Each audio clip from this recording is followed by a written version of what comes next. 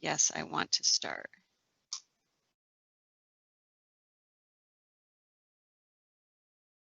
Hello and welcome to today's Tech Talk, Optimizing Productivity. And this is all about migrating all the rest of your files into Microsoft 365. My name is Jennifer Lupiba. I chair the Experts Conference, which I'll tell you a little bit more about, and that's where these Tech Talks have come from. Today, what we're going to be learning, Adam Levithan is our Microsoft MVP and our expert on today, and we thought it would be a great topic to talk about how to migrate the rest of those files into your Microsoft Office 365 environment. You know, the start of 2020, the work from home orders, there was a huge rush into Office 365. I think the latest numbers, there's 248 million paid seats of Office 365 users.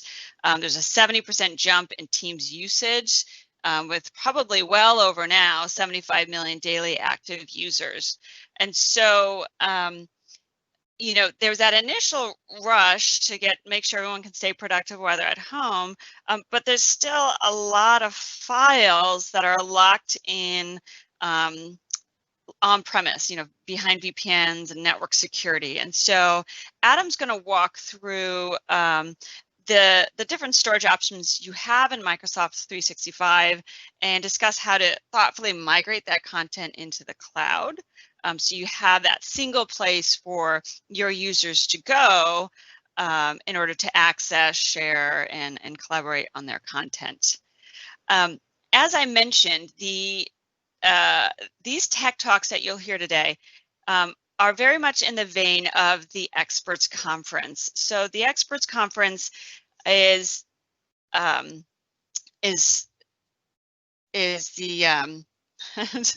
my train of thought just left. The Experts Conference is the virtual and free Microsoft training event of the year. So when you think about maybe the big Microsoft event of the year, which is Microsoft Ignite, it's very much future. And what we've done, sponsors tech, what we've done tech is we really wanted to talk about the here and now and give an access to experts on what you're doing right now. And what your next plans are. And so the Experts Conference is just that. It's deep technical knowledge. It's no third-party product pitches, not even from Quest. Even though we're the sponsors, you're not going to hear us pitching our products in there. It's very much focused around these three topics: hybrid Active Directory security, Office 365, which includes anything from Teams governance and security to sensitivity labeling to SharePoint and a deep dive into Office 365 security. And then we have a whole section on migration and modernization. Our speaker today, Adam, will be speaking in our migration and modernization track. You can see from this slide, we have a lot of excellent experts. The people who come to the Experts Conference are Microsoft employees, like the Director of Identity Standards. We have the Senior Product Manager for the world's largest Exchange deployment, which is Exchange Online. Greg Taylor's coming. The Senior Product Manager for SharePoint and Office 365, Chris McNulty, will be there. We also have lots of Microsoft MVPs like Adam, Randy Franklin-Smith. Sean Metcalf is a Microsoft Certified Master in Active Directory and hybrid Active Directory security. So you can see here that we have quite a lineup, and I already actually posted in the announcements on the side the link to the Experts Conference. Because we're going virtual this year with everything going on, we decided to make this conference free. It's usually, there's usually a charge for it. It's usually very exclusive. This is like that opportunity to attend and learn, and then even get some face-to-face interactions via Teams with these experts. And you don't have to go get management approval. You don't have to pay for flights. You don't have to organize a hotel. You can jump on, and we created these sessions consumable for that virtual attention span. We'll record all the sessions so you can go back and watch. Make sure you check out the expertconference.com. With that, I'm going to move forward because we are here to talk about the topic at hand. So I want to introduce our expert today, Adam Levithan. Adam is coming to us from Witham, which is a Microsoft practice management group. He is a Microsoft MVP. He's been working with Microsoft 365 for many, many years, very much focused around migration. In fact, he was a product manager for migration at a leading ISV. And he has a lot of experience moving customers to the cloud, designing and building technology solutions to architect, the right solution for them.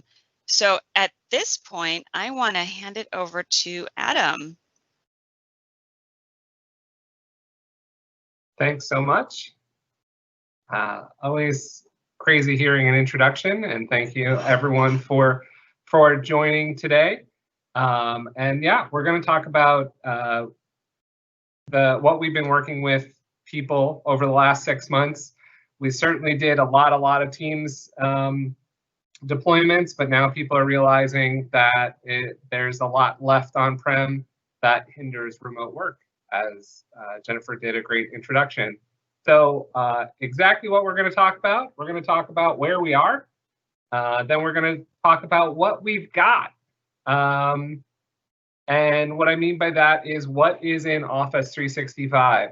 So definitely, there is the question and answer. Put any questions if you're wondering if you have capabilities already.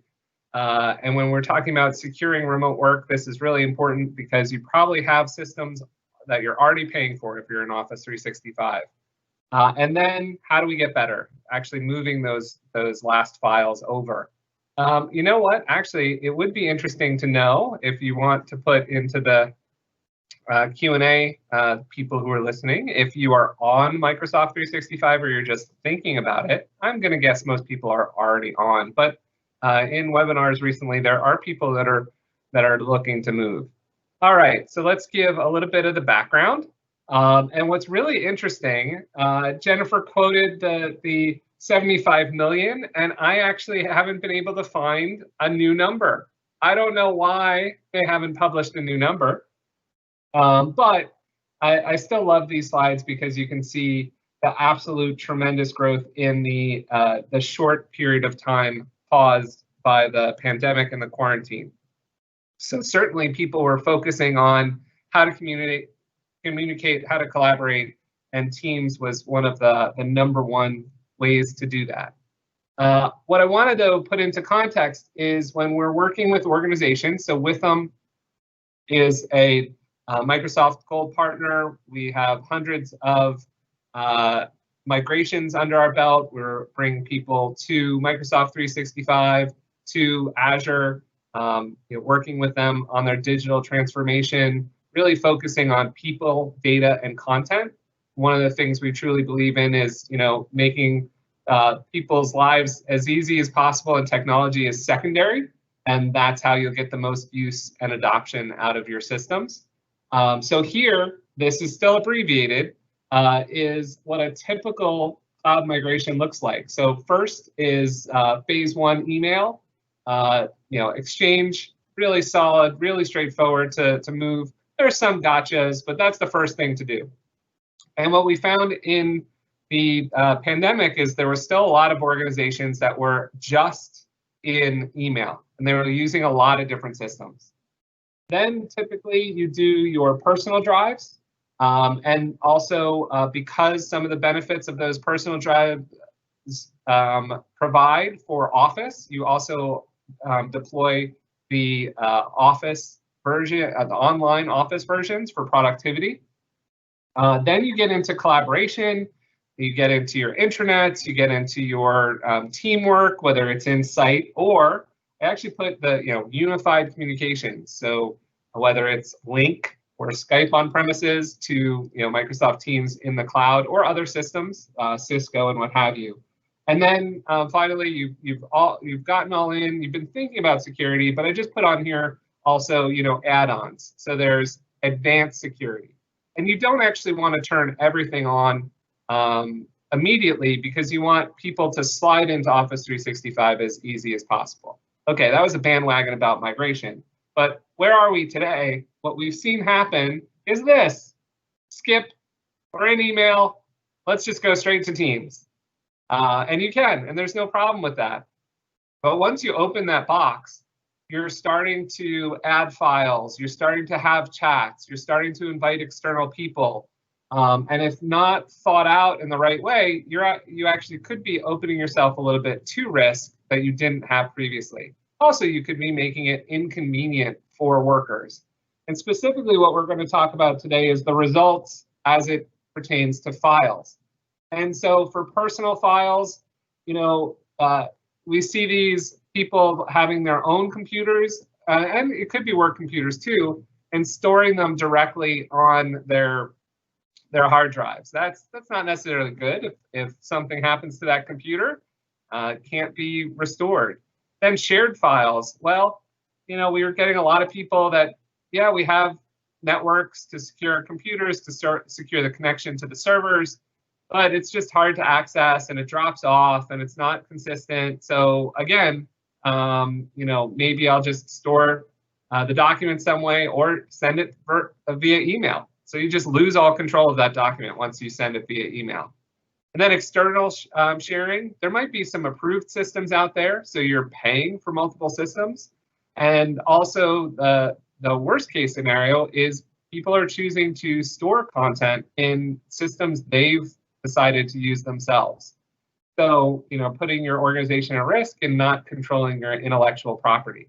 These are things we see all the time. It's not really just from the last 6 months. It is traditional, but it's highlighted even more now as people have been put out of their comfort zone. So that's where we are today. That's the challenge that a lot of our clients are facing, and we're helping them move to the cloud. And so what is in the cloud?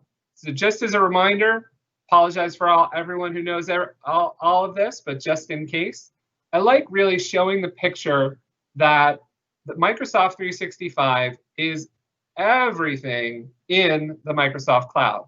And when I talk about everything, you see on the bottom here, Azure. And Azure is not just where you put servers, moving them from on-prem to the cloud. It is all of the infrastructure of all of Microsoft's online presence. So when we talk about security, where identity is one of the key pieces, that's actually in Azure. Also, what's the difference between Microsoft 365 and Office 365? Microsoft 365 is this full stack and includes your licenses to Windows 10. Why is this important when you're talking about remote?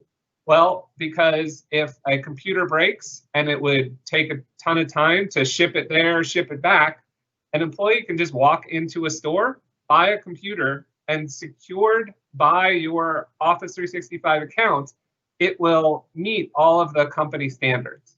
So that's a really awesome feature when you have the subscription to Windows 10. Then Office 365 are all the tools that we know, the services, Teams, Exchange, Outlook, SharePoint, and then applications built on top to track tasks, Power Automate, Power Apps, the Office solutions.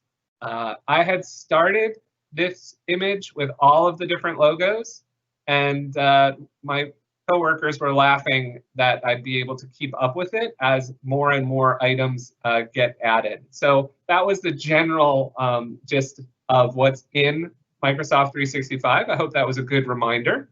And then also the wonderful question that we always get, well, tell me about licensing.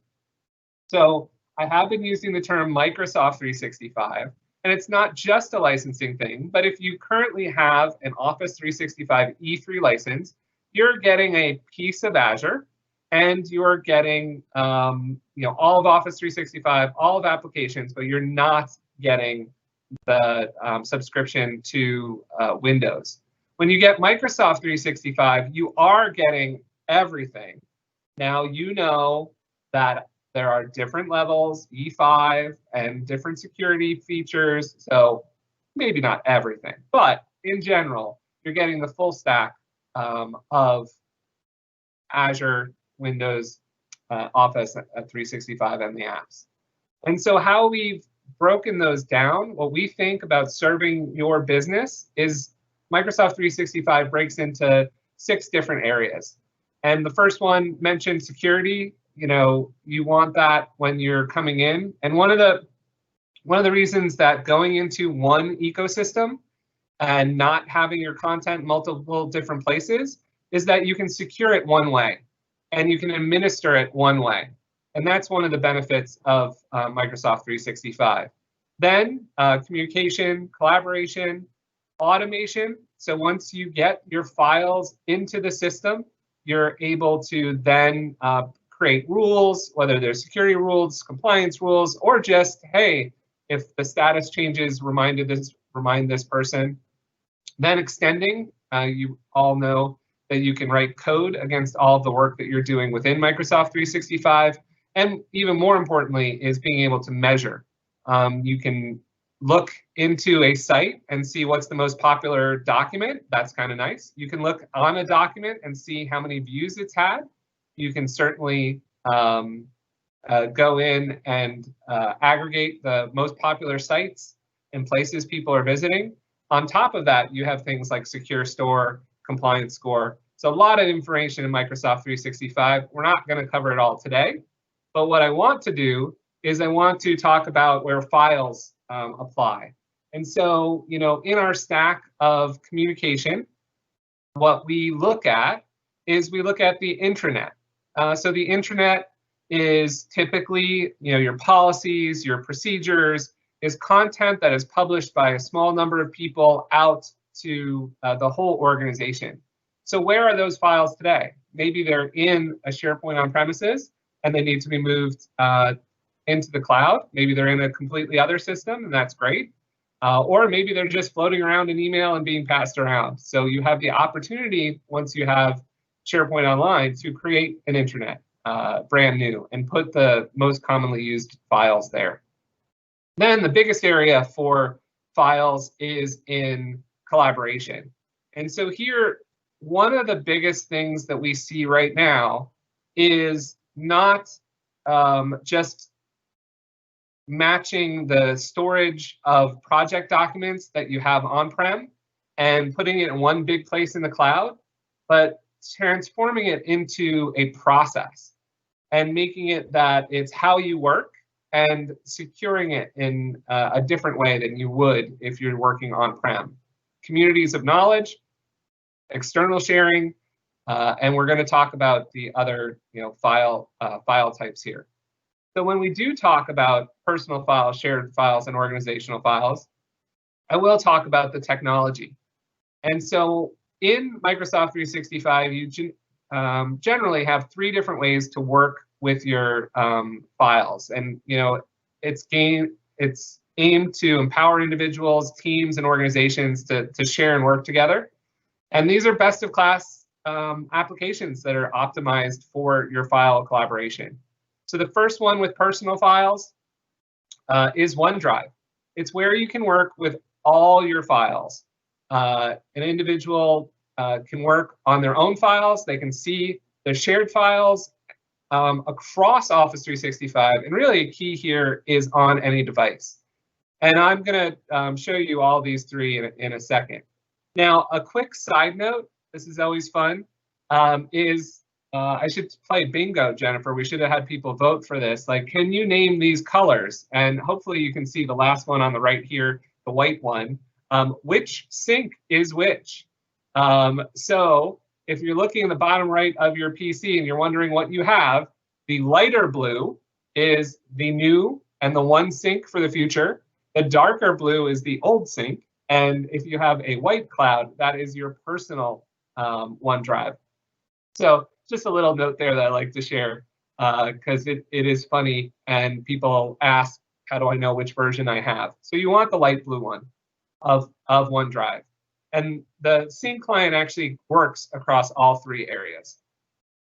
So we started with personal files, and now we go to team files. And as you probably heard, with the hub of teamwork, Teams, where everyone can collaborate on files, communicate, streamline processes.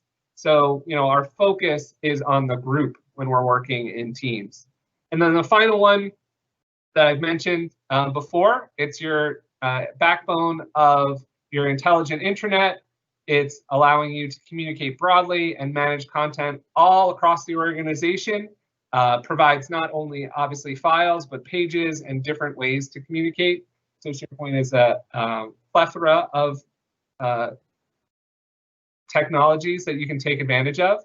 But what happens is all of these are actually sharing the same capabilities. So you can work seamlessly across applications and devices. You can have these powerful file experiences. And in the background, there's AI that's helping you and facilitating your experience. When you're in the cloud, and this is some of the benefits for your end users, you enable co-authoring. You can actually do in-place records, and you can make sure that there's no duplication. You have version history, even on your personal files. You can do retention scheduling if you have to meet those specific needs.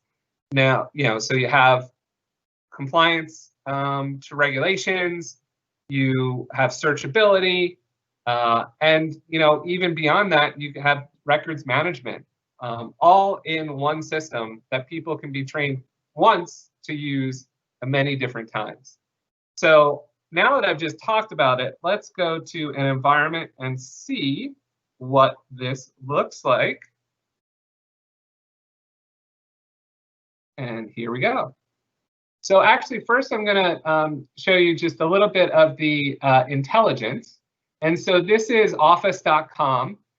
It's fairly powerful, but it's really an interesting place to start your day off. I don't know that most of us would ever come to the website to start our day off, but it's a good example of your intelligence. So it's showing me, and I'm in a development environment.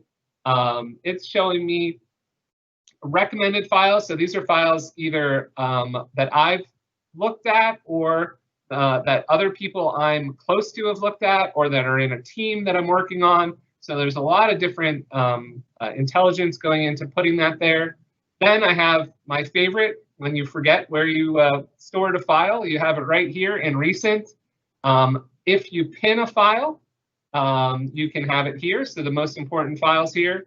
This is really good too. So if anyone has shared a file with me, this can be outside of your organization. Again, you don't have to remember exactly where it is. It will show up for you. So that's pretty good.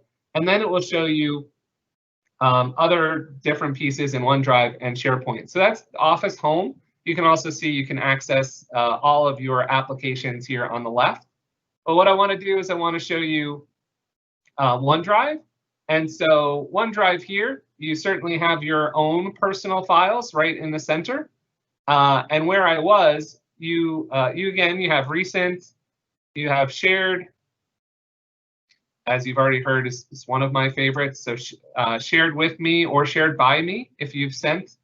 And one of the reasons that we talk about Office 365 being so powerful is that if you have shared this with someone, compared to if you send it in email and it's lost and gone forever, I can actually remove access of those people. So I'm just going to tell Alex he can't access that document anymore. You can't do that in email. So you have all of this control directly when you're sharing items from OneDrive or SharePoint or Teams. So it's a really powerful solution to keep all of your content under your control without hindering other people's use. Then I'm going to go to shared libraries. So really, if you haven't moved to OneDrive, I highly recommend moving to OneDrive, but then also trying to teach people to come to this interface, because it's really useful. It is the center of where all of your documents are. Because I'm going to come in here to sales and marketing. I see sales and marketing. It only had one document library. So documents. Then I'm going to look at monthly reports. OK, I see my monthly reports. That's not really that interesting, Adam. Why are you showing me this? Well, I'm showing you it because if I go into Teams and I go into the monthly reports channel and I go into files, it's the same exact files. Okay, that's kind of nice. Then I go to SharePoint and I go into documents and I go into the folder monthly reports and it's the same exact files. Okay, that's interesting. And then I come to the desktop because I've synced the documents and I come into sales and marketing and I come into monthly reports and I have the same documents. Yes, I just said that 3 times in a row, right? This is an advantage that no other solution has, is different people might have a different way to work with the documents, but once they're in the system, they're all in the same place. They're all the same document. So you're never getting multiple versions. You're never getting confused as who's working on what. You can look at the version control. You can share them. It follows all your security policies. So I hope that was helpful, showing you what it's like with OneDrive, SharePoint, and Teams in real life, that you can access these files in all those different ways.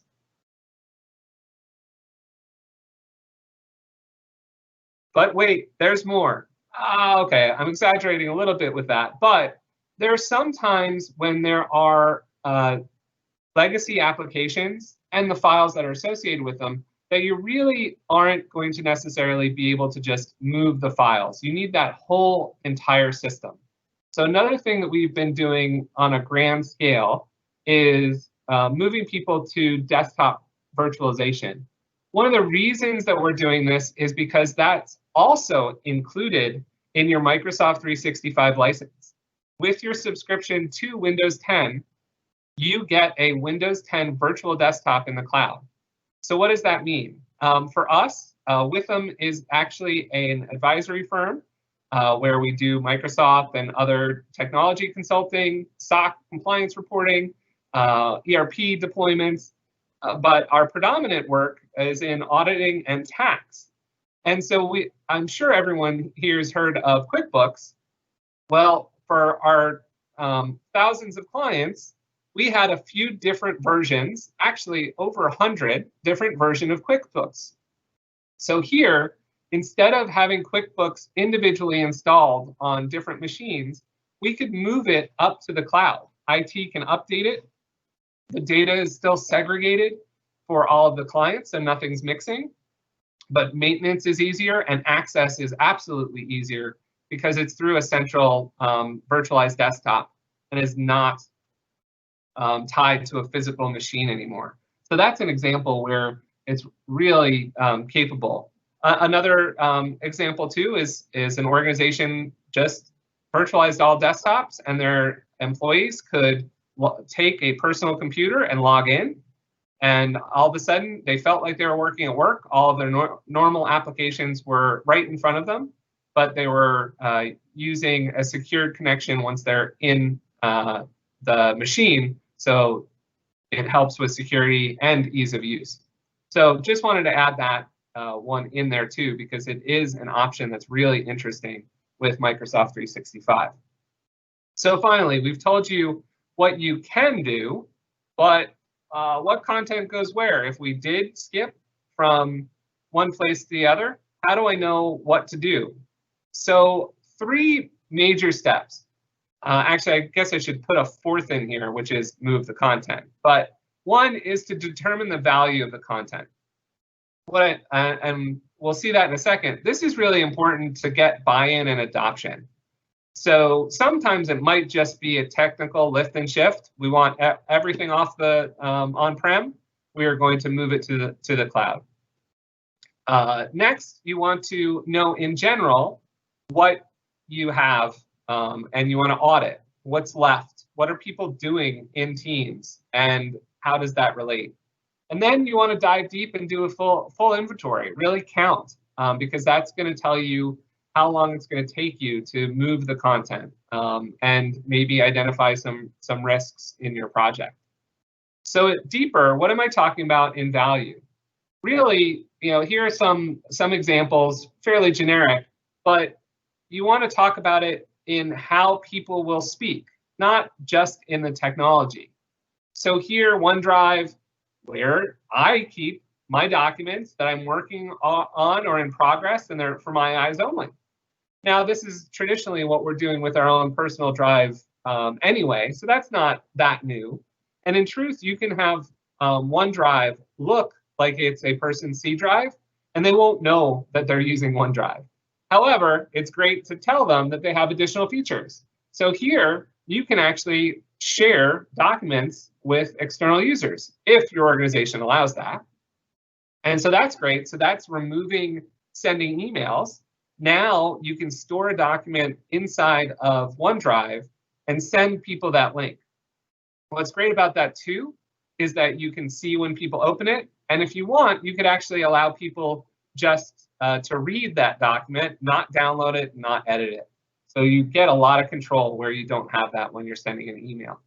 Then Teams pretty much makes sense, although this is when the name gets us in trouble, but where I work on documents for a project, where we store documents for a team, where we share our documents with our clients.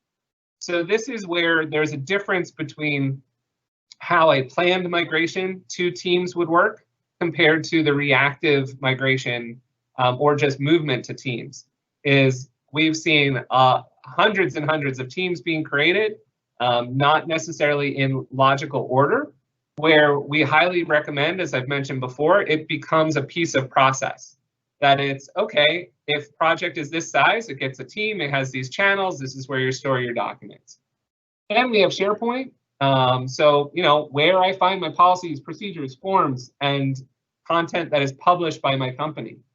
Where we ourselves publish content for everyone else to use. So you can see scale, it goes from individual to organization, but it's in words that would be applicable to your specific needs. So not just, you know, it could depend on your industry. It could depend on your security levels also, or your process. So this can change, but if you can talk in this level and make it that it's not just a security, a technology change, sorry, then you're going to get more value also for your move, and people will continue and consistently use these systems for the back-end organizational and business reasons that you want to move into one ecosystem. So let's talk about auditing. So where is your content? Department shares, just general, you know, on-premise files, servers, your personal drives we talked about. Maybe you have SharePoint on premises. Maybe, as we're talking about today, you already have Microsoft Teams. Maybe you have the plethora of fantastic other solutions out there. There is actual data that there are at least 6 different content sharing solutions within every organization. So you're not alone if that's true, but here, you know, how much control do you have on them? Do people use the same username and password to log in? So it gives you an opportunity to consolidate. Next in the audit, what we want to look about are the type of content you have. Does age matter for a regulation reason? Or maybe you just have a ton of content and you don't want to move it all to the cloud. So is it 7 years? Is it 3.5 years? Where do you want to cut that content off? Level of sensitivity. We work with healthcare organizations that have to comply to HIPAA. We work with government contractors that have different levels of regulatory and compliance they need to meet. So different documents, maybe it is for a project, but because of its sensitivity, it's going to live in SharePoint. Rules of sharing. Can it be accessed by external people or not? Purpose. Yeah, we talked about this. Is it for personal? Is it a team? Is it a department? Because maybe people are using personal and emailing content out where it really should be in a team location. So there's some habits you might have to change. Then we talk about inventory. This is where you get your specifics. This, you know, SharePoint. Make sure you're SharePoint 2007. Yes, there are SharePoint 2007 servers still out there, although I'm sure Quest is doing their best to support people migrating off of them. See if usage is turned on, understand exactly what people are using. There are pre-migration tools from third parties and a Microsoft built one. There are Microsoft migration tools that are free with your subscription. There is, and this is a link, that's why it's underlined, one of my favorite tools, TreeSize Pro. And this will look into both your file share or your SharePoint environment and tell you how much content you have, how old it is, and a lot of great, really quick reports. And it's, I think it's gone up a little bit, but it's near $100. So really great investment. You can also write your own scripts. Or if you have interns, you can just send them to click in a lot of different places and see, count how many documents you have everywhere. So auditing and inventory will really give you an idea of what you're up against. And then, you're deciding what environment is the best fit. We're talking about moving to the cloud, but I would be remiss in saying there might be some content for some people that really needs to fit on premises. Just because of regulations, because of applications that content is connected to. So there might be content that stays on-prem. I believe that almost all of your content can go to the cloud. And then there's also some cases where you could be able to find content via search in the cloud, but it really lives on premises. So there are different ways that you can do this. Then, what happens is the classification that we've gathered in the audit then can guide that decision. And when I just talked about that, this is just a great little diagram of that. And finally, is the purpose. So we have those classifications that might guide your decisions in one way, but then we have the purpose of content coming from department shares, from personal drives, from SharePoint, and that's where we get the decision points of, does it go into Teams, does it go into SharePoint, does it go into OneDrive? I'm not being 100% prescriptive here because, again, it's going to depend on what I like to call the personality of your business, of exactly how you do this. Okay, I can prescribe personal drives go to personal drives. However, again, there are some hoarders out there, content hoarders out there, that might have content that really shouldn't be in a personal drive and it should be moved into Teams. We have seen that many times, but usually that's cut and dry. Department shares, again, they might be subcategorized as projects. Maybe you're too large of an organization to have a team per each department. So it can't be the research and development team. It needs to be the Microsoft research and development team, quite literally. So you might have to separate the folder structures differently, and it can't match exactly what you've had on premises. And then SharePoint, we talked about knowledge, security. So it's possible to have different pieces. We've seen organizations that are under 300 that don't use SharePoint any longer except for a few pages and a few pieces of content, because now Teams is the hub of teamwork, is the main interaction point. So might be able to wipe that completely off on the right. And please, you can put in any questions you have about your environments here that we'll talk about when we get to the question and answer. I've used the term several times, so I want to mention it. You can look it up, another webinar that I've done many times. Planning your migration. This is more for a little more for SharePoint specific, but it can be applied. You want to know how you want to work in the end. Design your to-be environment. We talked about the inventory. We then, just what we showed in the previous slide, map what you have to what you want it. Then migrate your plan, put your infrastructure in place, test your migration. Notice that test your migration is before your actual migration. This will allow you, when you're going to the cloud, to know what the throughput is and the actual expectations. Because especially when you're talking about personal drives and Teams, you're talking about documents that people are working on. So you want to know how many you can do at what period of time, so it's not going to interrupt people's daily work. And then you migrate, you validate that everything's there, and then you decommission. So you close down those file shares that are on premises. So that's the super quick version of how I recommend and have seen best practice to do a migration. Then also, I'd be remiss if we didn't talk a little bit about governance, and this is an entire session itself. But in this example, one of the great things in SharePoint or in Teams is that you can have templates. So especially for those projects, you can say, okay, I'm going to have a template. This is a mid-sized project, so it's going to have these channels, it's going to have these security policies.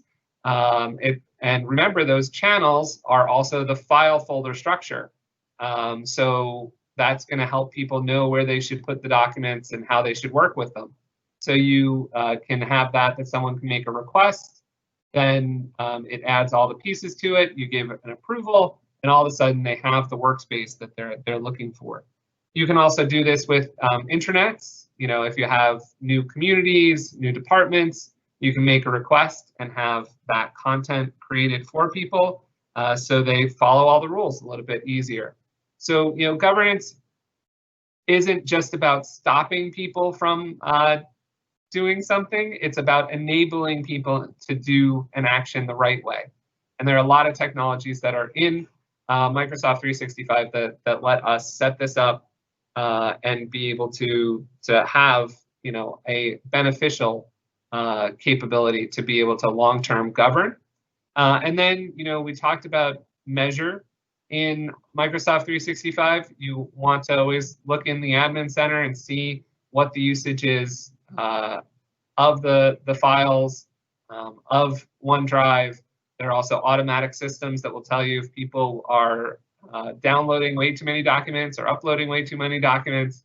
So the intelligence in Microsoft 365 allows you to, you know, better secure your environment and your content than if you have it distributed on premises in multiple different cloud repositories and in Microsoft 365.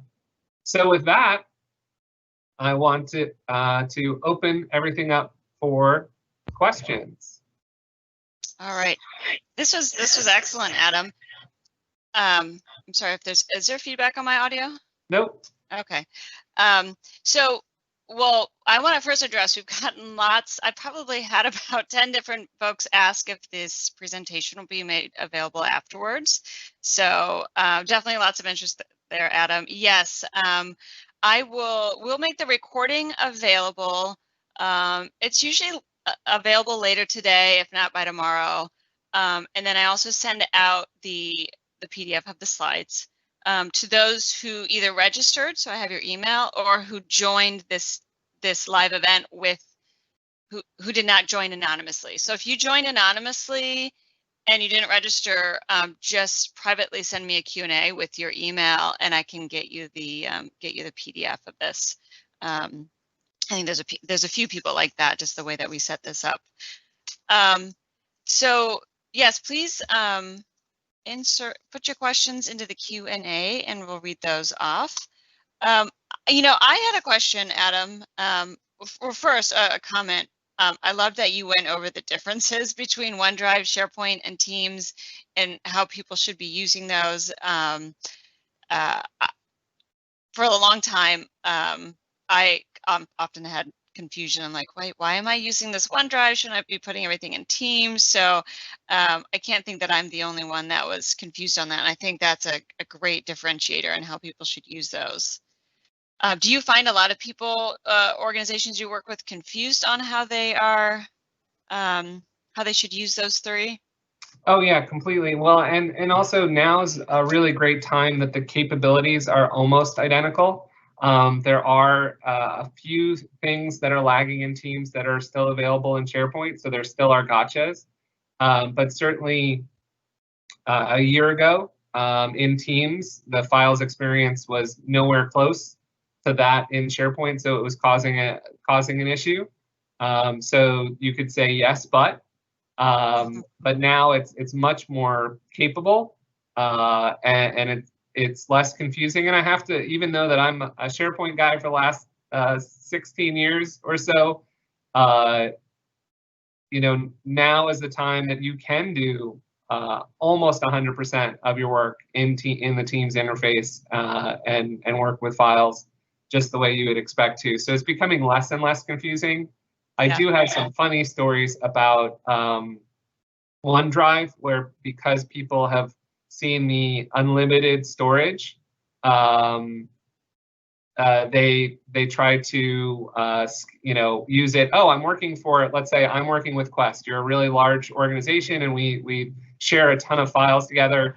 That we would create a Quest person, and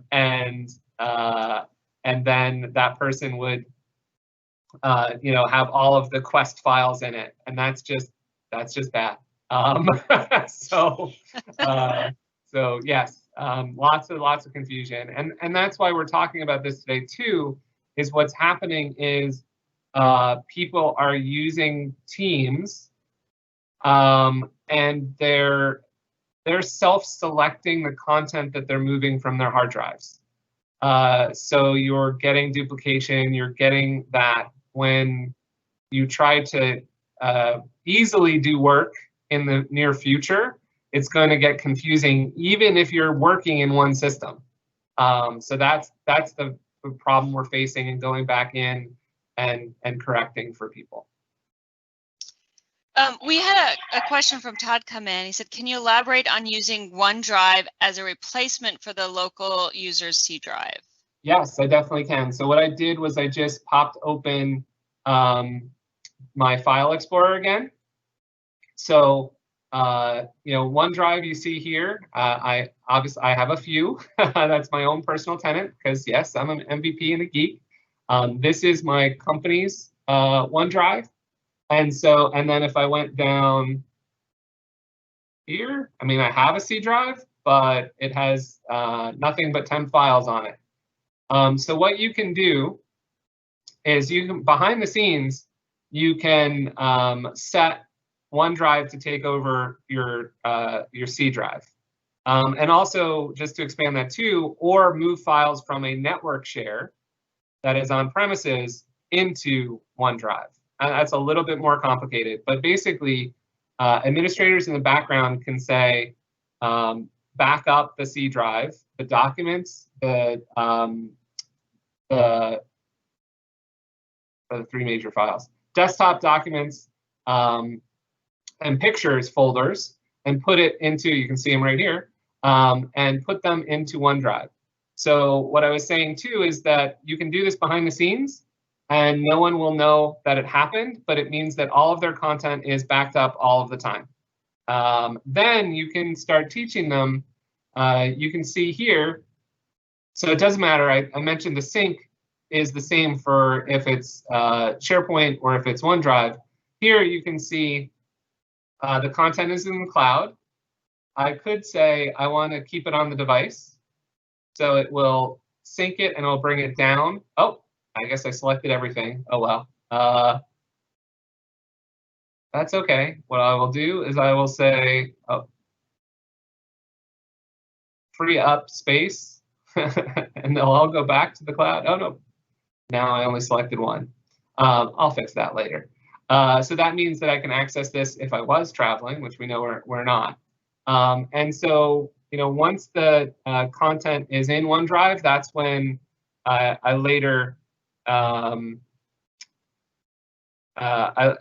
showed you, or I previously showed you that, sorry, I'm just trying to find the right window, that all of my files are up here in the cloud too. And this is what makes it available on any device. And I see the next question. So Todd, let me know if I answered everything about moving from the user's C drive. So if you let OneDrive take over the C drive, it's in the cloud and it's available all the time. The next question was about different regulations. So now I can't answer specifically, but remember that all three, whether it's OneDrive, SharePoint, or Teams, meet the same standards. There is encryption in transport and at rest. And for the person who's asking that question, I don't think there's a great compliance. No, it's not that. Compliance manager.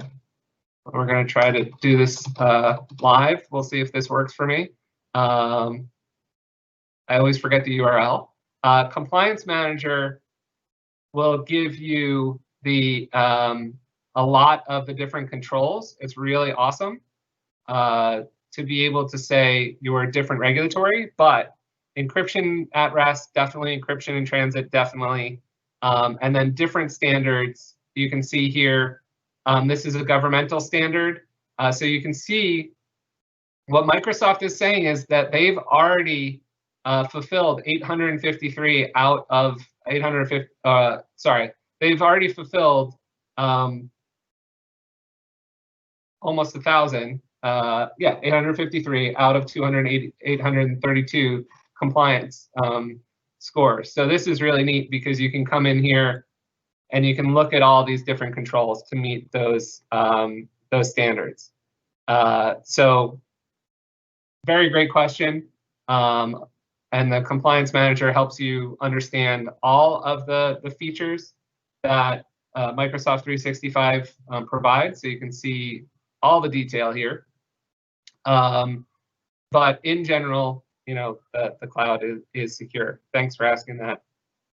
And then there's another place, actually, trust.microsoft.com. Oh, and my son's not even playing Xbox downstairs. I don't know what happened there, but maybe they changed the URL on that. Anyway, that talks about security. All right, I don't see any additional questions in right now. I do want to state, I put in the Q&A an announcement for Adam's tech session. So his actual session at the Experts Conference, Tech 2020. It's November 17th and 18th. It is free, it's online. His session is in our migration and modernization track. It is called, What is the Cost of Migrating to SharePoint On-Premise or Office 365? So maybe Adam, as a closing, can you give like a brief overview of what people should expect from that session at Tech? Yeah, so actually, like the last part of the section will go into much more detail and talk about the gotchas and the costs associated with that when you're performing migration.